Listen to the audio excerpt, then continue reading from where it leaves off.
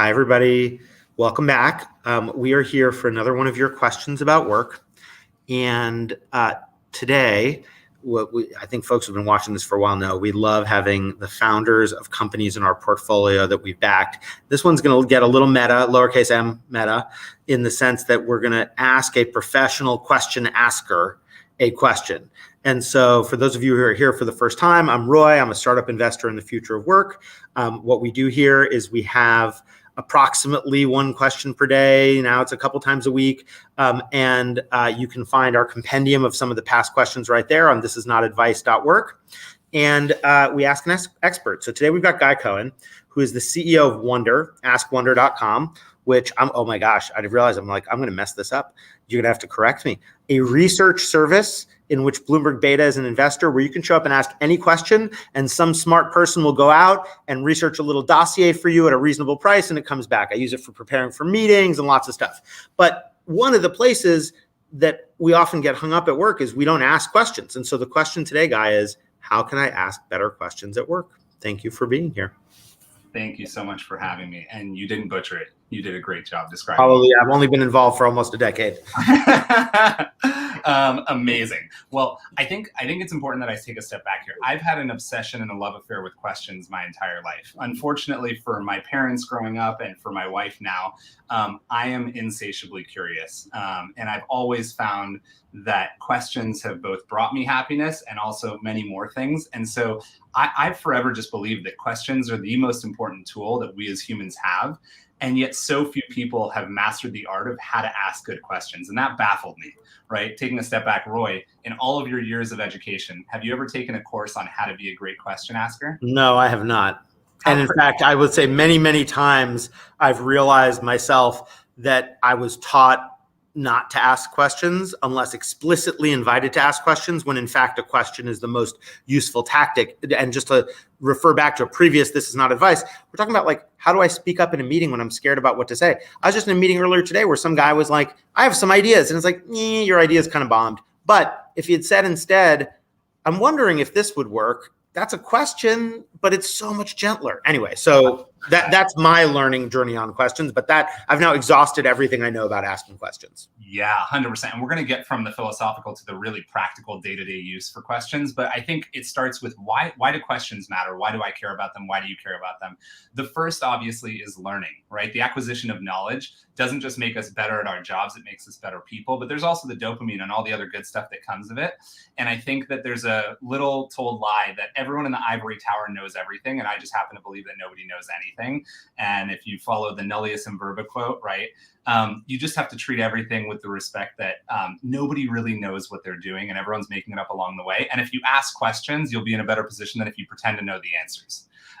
The second big reason why I think questions are important is empathy. How many times have you been across the political spectrum from somebody who you disagree with, Roy? I don't know, how many times per day? Right? And if instead you're defending your moat in that moment, instead of just asking questions to understand, why is this person believing these things? What is it that made them think these things? What happened in their life when they were children that made them think this is truth, right? You can never understand people. And that means you can never come to the table. And so questions really, really matter. There's a list of other things, but I think how we spend our time, who we spend our time with, these are all functions of questions we ask ourselves every day. Am I sure I deserve this love that I'm getting and giving, right? And things like that. And so the first thing is questions are very important. I think they're the most important thing we have. And so the next question then is, why are we terrible at asking them? Why, when you were in that meeting earlier, did you wish that somebody framed it differently, right? And I think if I were to ask you, Roy, what are the reasons you think people are really bad at asking questions? If you had to guess, what's the biggest reason? They don't know what they're really trying to get out of the question. Yeah. And so maybe take me one step back. What's the psychology behind that when they don't really know what they're trying to get out of it? They are thinking narrowly. I don't know what. Fear, right? If they don't really know what they're what are they afraid of? Yeah. I mean, as a person who's afraid of many things.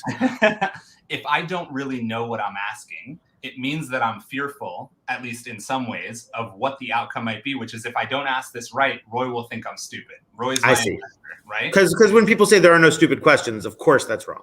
of course that's wrong. And we're going to get to what is a stupid question versus what is a bad versus a good one.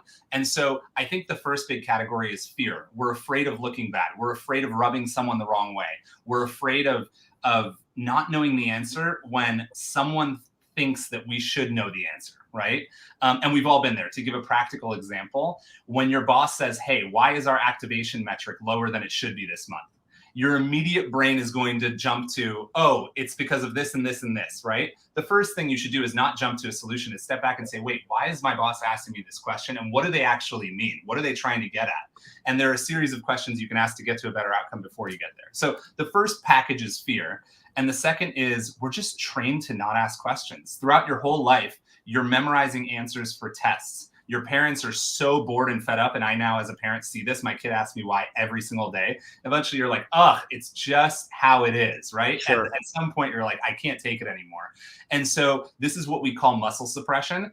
You are engineered from an early age to be a question machine, right? Every one of us is born curious. And over time, throughout public education, private education, and parenthood, This gets beaten out of us. It gets beaten out of us. That's my opinion, right? And so if that's the case, now that we know the two main reasons of why we're bad at asking questions, there are solutions, right? You can actually figure out how to solve those. And so I'll start with rebuilding the muscle, which is why we titled this "Pick Up the Dumbbell." I haven't worked out. That's not to do with dumb questions. Yeah, no, it isn't. I haven't worked out in a while, but anytime I start and restart working out, it looks something like this. I first have to form the habit, which is just doing it once a day, and then twice a day, and then 3 times a week and 4 times a week. If for 25 years, your brain has been automatically triggered to jump to a solution instead of a question when somebody asks you something, you're going to keep jumping to solutions. And so we need to rewire the brain, right? So when somebody asks you something, or when somebody says something that's uncomfortable, or live example, you're in a meeting and your head of product says something you disagree with. And they say, hey, I think we should build this thing. And you really disagree with it. Your brain is wanting to let a question out, but you haven't in 20 years. And so the first thing you have to do, just like meditation teaches us to sit on the side of the highway and watch cars pass by, which are our thoughts, you have to sit on the side of the highway and watch your questions pass by and then pick one of them up. That's step one, is just pick a question up and just start asking. And so that's advice number one, if I can share any advice today, which is just start letting your questions get out of your brain and into the world. The second you start doing that, even if they're shitty at first, sorry for the language, it's okay. Because as soon as you build the muscle, then we can shape the question to be much better. First, we have to get the questions out of your head. So that's category number one. I love that. Yeah, no, as you say that, I find that one of the things I used to do when I was earlier in my career was I'd be sitting in a meeting unsure of what to do, and I'd write down the things that I didn't understand or was curious about. And it's like if I had a list of 6 or 8 of them, well, then I could figure this is the one that's most likely to contribute to the conversation that I feel the least dumb asking about. 100%. Yeah, I love that. And I think one of the exercises we do, actually, because we do this session for new wanderers who join our company, is after this, the take-home exercises for the following week. Watch how many times you have questions in a meeting where you don't let them out of your brain. Just watch. Oh, I love that. That's all you do is for a Well, week. and I would also just add, one of the things that happens in meetings is a traditional meeting is a single-threaded conversation. If I want to ask a question, I need to stop the momentum of whatever's happening. In a Zoom world, actually, it's much more forgiving because I can ask questions, and the worst thing that can happen is everybody will ignore you. And by the way, I've had that experience of interrupting the meeting, asking a question, everybody being like, anyway, item number 3 on the agenda. And it doesn't feel great, but sometimes you got to do some things that don't feel great to get to the juice on the other side. 100%. And I think, again, the more you do it, the less foreign it will feel. It feels I believe that. at first. And so the second big thing is, how do we overcome that fear? The fear that I'm supposed to know this answer. Roy's my investor. In the board meeting, Roy's going to say, hey, I don't know if we're doing the right thing here. How could we do this better, right? My immediate reaction is fear. I'm afraid that I don't know that answer offhand. Why don't I? Why didn't I come prepared? All the things that are going through my mind. Instead, what I could come back and say is, hey, how could I reframe this question that he just asked me into a series of other questions that I can go and answer at some point in time, right? Which feel way less bad. And so the biggest way I've found to battle fear, the fear of not knowing, the fear of looking stupid, the fear of asking a bad question, right, is by framing questions the right way. And so this is one of the aha moments that I had over the last 5 years is we have lots of different clients. Some are big corporations, some are big consulting firms. They all ask questions about different things. I will look stupid if one of our consulting clients says, hey, we're looking at new EMSs, and we're trying to figure out what this looks like. And immediately my brain goes, what's an EMS? I've never heard of that. Like, how can I ask that without looking stupid? And so here's an example of a bad way to ask it. Roy, what's an EMS, right? Like, that just came out that way. Here's a good way to frame it that makes you feel less stupid asking it. Roy, we have tons of clients across different industries who all ask us different things. EMS means a lot of things. What does EMS mean for you? Do you see how much gentler that felt? How much less stupid I could feel asking that? And so framing is everything. And so here's another example. When you're in an interview, right? And somebody, and by the way, this is one of the most important things. Questions control interviews. They control discussions. They determine whether or not you get your job. They determine whether or not you stay at your job, right? All of these things are foundationally built on questions. And so if you're in an interview, right, and somebody asks you a series of unrelated questions, it feels like an interrogation. They're bouncing from question to question to question randomly all over the board, right? And so if I ask a question which is super direct, but I don't frame it right, it will feel bad. It will feel like an arrow. And so here's an example. Roy, what do you do for work? Right? That just feels like a super plain vanilla question, right? And not just plain, but it also feels like super targeted and direct and like what led us to here. Hey, Roy, I'm super curious about, how you spend your time and all the things that really interest you inside your job. Can you give me some detail about that? Because I've learned a lot about different VCs spending time on different things. And so you can just see how much framing things in a relatable way changes the nature of a question. Yeah, I love that. We had on Kat Velas, I was just thinking, making a note to myself here, who had variants on the question, how are you? And a lot of what you're describing is these kind of, they're these almost turns of phrase that give you a way in so that it feels easier to ask. And let me just ask, because I think, we're going to run out of time soon, and we may need to do a follow-up on this, which I'm happy to. If there was one prompt for a question, if I'm sitting there thinking, I should ask a question now, but I don't know what to ask, is there one little seed you give yourself that's the starting place? Give me a little bit more. You mean when you're in a room in a meeting and you're in a room in a meeting, or you're working on a project and you're not sure where to start, where do you start? I mean, I'll offer where I start is, why are we doing this in the first place? Because and not to ask that question. What I say to my head is, why are we doing this in the first place? And it's like, okay, sometimes I don't even understand why the conversation we're having ties up to that. I'm like, I'm sorry to feel stupid here, but I don't get, if I thought we were trying to do this, is that what we're trying to do? And if so, how does this relate to that? And that can sometimes come off as accusatory. And by the way, like, I tend to have sort of bull in a china shop effect during meetings these days, as you know. But at least we're trying, and I'm just curious if you have any prompts like that before we wrap, because I got to go in a minute. Yeah, I think the biggest one that I usually start with is, what do I not know? What do I not know here?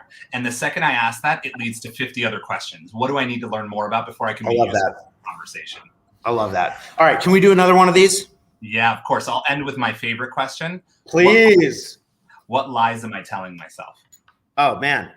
Oh, well, that will cause me to promote my blog post, What Lies We Tell Ourselves About Focus. That is because we lie to ourselves constantly. And if only we can get past that, we can make actual change in the world, because change comes from truth, not widely known. All right, Guy, I would love to do more of this. I want to sit on the course. And for those of you who are here for the first time, the reason we say this is not advice is because none of us is prescribing what you should do in one situation.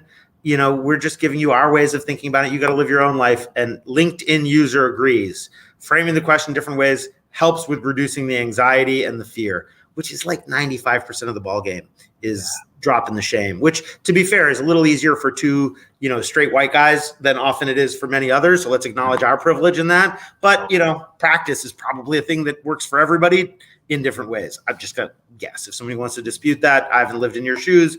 Others can tell me. But the cost of mistakes may be higher for somebody other than us. And so you got to dial that stuff to the reality of the situation you're in. All right. Got to run. To be continued. Thank you, Guy.